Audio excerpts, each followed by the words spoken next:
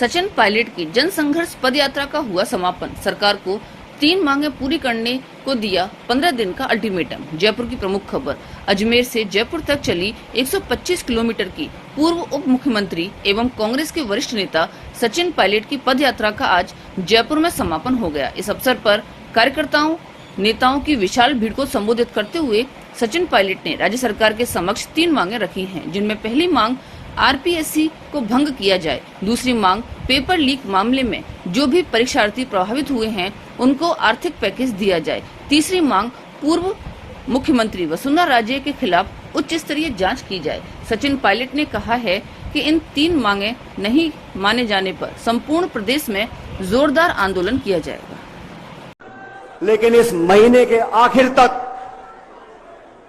15 दिन बचे मेरे ख्याल, इस महीने के आखिर तक ये तीनों मांगे नौजवानों के हित में और भ्रष्टाचार के खिलाफ अगर नहीं मानी गई तो मैं आप लोगों को बताना चाहता हूं, अभी मैंने गांधीवादी तरीके से अनशन किया है। अब नेट बंद करो, बिजली बंद करो, जनता बंद होने वाली नहीं है। मुकेश जी, ये नेट पेट सब फेल हो जाएंगे, चिंता मत करो। 20-22 साल से मैं राजनीति कर रहा हूं, मुझे भी बड़े बड़े मौके मिले जनता की सेवा करने का। केंद्र में, राज्य में, सांसद, विधायक, बहुत सारे पद मिले। लेकिन ये प्रदेश और देश की जनता जानती है मेरी निष्ठा, मेरी ईमानदारी और हम लोगों के काम करने के तरीके में मेरा सबसे घोर विरोधी भी उंगली नहीं उठा सकता। ये हमारी कमाई है, ये जनता का विश्वास है। इस पे तुम कितने भी आरोप लगा लो, कितनी भी चुगली कर लो, कितनी भी अफवाह फैला लो, आप लोग इन बातों को मानोगे कि नहीं मानोगे? मैं आप लोगों को वादा करना चाहता हूं साथियों, इस यात्रा में बहुत सारे साथी हमारे साथ चले। मैं आप सबको आश्वासित भी करना चाहता हूं और वादा करना चाहता हूं अब सबके सामने, मैं किसी पद पे रहूं या ना रहूं, मैं राजस्थान की जनता और नौजवानों की सेवा अपनी आखिरी सांस तक करता रहूंगा। और मैं डरने वाला नहीं हूं, मैं दबने वाला नहीं हूं, मैं आपके लिए लड़ा हूं और लड़ता रहूंगा। ये वादा मैं खुले आसमान नीचे करके जा रहा हूं। प्यार से मांगो, हम हाथ काट के दे देंगे। धमका के मांगोगे तो हम हिलने वाले नहीं हैं। हम लोगों ने कमी नहीं छोड़ी मेहनत करने में, खून पसीना बहाने में। मेरे साथ जो हजारों लोग चले हैं, आज मैं आपको बताना चाहता हूं, आप नौजवानों के पैरों के छालों की कसम, मैं अब पीछे हटने वाला नहीं हूं। आपके साथ रहूंगा, हमेशा रहूंगा। राजनीति सिर्फ सत्ता लेने के लिए है, राजनीति सिर्फ पद पर बैठने के लिए है। नौजवान दर दर भटकता रहे, हम सिर्फ सत्ता का सुख लेंगे, ये संभव नहीं है।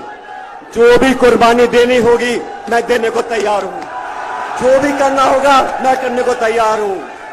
अभी चुनाव हुआ कर्नाटक में, भारतीय जनता पार्टी की सरकार थी, कांग्रेस पार्टी ने आरोप लगाया ये 40% की भ्रष्ट सरकार है।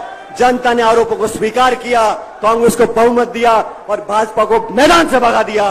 ये भ्रष्टाचार ही वो चीज है जो लोगों के दिल में गुजरती है। हमने भी किया था राजस्थान में, लेकिन अब कोई सफाई दे रहा है। दूध और नींबू, कोई कह रहा है कितनी बार बात हुई, 10 बार हुई, 15 बार बात हुई, 20 बार बात हुई। अरे मैंने तो कभी कहा ही नहीं कि मिलीभगत है। मैं तो इतना कह रहा हूं कि हमने अपनी जबान से जो वादा किया लोगों के बीच में, उसको कृपया करके पूरा कर दो। जनता के बीच जाना है हमारे को 6 महीने के बाद। इतने सारे लोग यहां धूप में खड़े हैं, यहां आप लोग सच में मेरी ताकत, हम सबकी हिम्मत और जो मंच पर लोग बैठे हैं, हम सब आपके सेवक हैं। हम किसी के खिलाफ नहीं हैं, हम किसी का विरोध नहीं करते, लेकिन सच और न्याय का रास्ता, उस पर हम चलते रहेंगे। अब दोस्तों, वसुंधरा जी के ऊपर जो आरोप लगाए हम लोगों ने, उसको पूरा करने का समय आ गया। और भी वेद सोलंकी जी भाषण दे रहे थे। वेद बहुत जज्बाती व्यक्ति है। मैं वेद जी आपको बताना चाहता हूं, जिन बच्चों ने पेपर लिखे, उनके पेपर कैंसिल हो गए, लीक हो गए। उन लाखों बच्चों ने अपने मां बाप के पैसों को जो खर्च किया, उनके साथ जो धोखा हुआ, उनके साथ जो नाइंसाफी हुई, अगर बच्चा मेहनत करके पेपर लिखता है और पेपर आउट हो जाता है, उस बच्चे की क्या गलती है, मैं पूछना चाहता हूं। उस नौजवान ने क्या बुरा किया? इसलिए हमारी सरकार, हम लोग, ये मैं मांग करता हूं, जितने भी बच्चे हैं जो पेपर लीक से प्रभावित हैं, प्रत्येक नौजवान को आर्थिक मुआवजा देना चाहिए जो उसका खर्चा हुआ है। आरपीएससी इतनी बड़ी संस्था जयपुर में है। आरपीएससी में जो धारणा बनी हुई है कि वहां जुगाड़ चलता है। आरपीएससी में नियुक्तियां राजनीतिक दृष्टिकोण देकर की जाती हैं। किसी का भांजा, किसी का भतीजा, किसी की बीवी, किसी का घरवाला। मैं ये मांग करता हूं, अगर दोबारा नौजवान का विश्वास कायम करना है, एक उदाहरण प्रस्तुत करना है, तो ये आरपीएससी को बंद करो, एक नई व्यवस्था कायम करो। आरपीएससी का चेयरमैन, आरपीएससी के मेंबर, कोई मापदंड तो हो। जान पहचान, रिश्तेदारी, किसी नेता से निकटता, ऐसे मेंबर बना दोगे आप। मेंबर को हटाने के लिए राष्ट्रपति तक जाना पड़ता है, लेकिन बनाने में क्या है? एक ऐसा कानून बने पारदर्शी तरीके से, आरपीएससी का चेयरमैन, आरपीएससी के मेंबर, और जो जांच होती है, जब हाईकोर्ट का जज बनता है, उसकी आईबी जांच करती है, उसकी पृष्ठभूमि की जांच की जाती है, कहां उठता है, कहां बैठता है, क्या खाता है।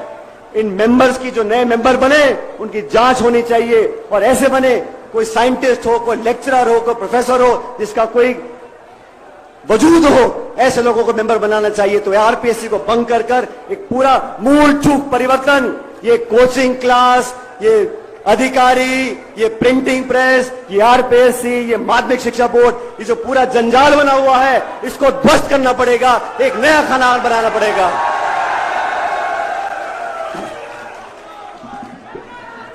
और तीसरी बात, वसुंधरा जी की सरकार के समय जो हमने आरोप लगाए थे, गहलोत साहब ने लगाए थे, हमने लगाए थे, उस पर जांच करने का समय आ गया। साथियों,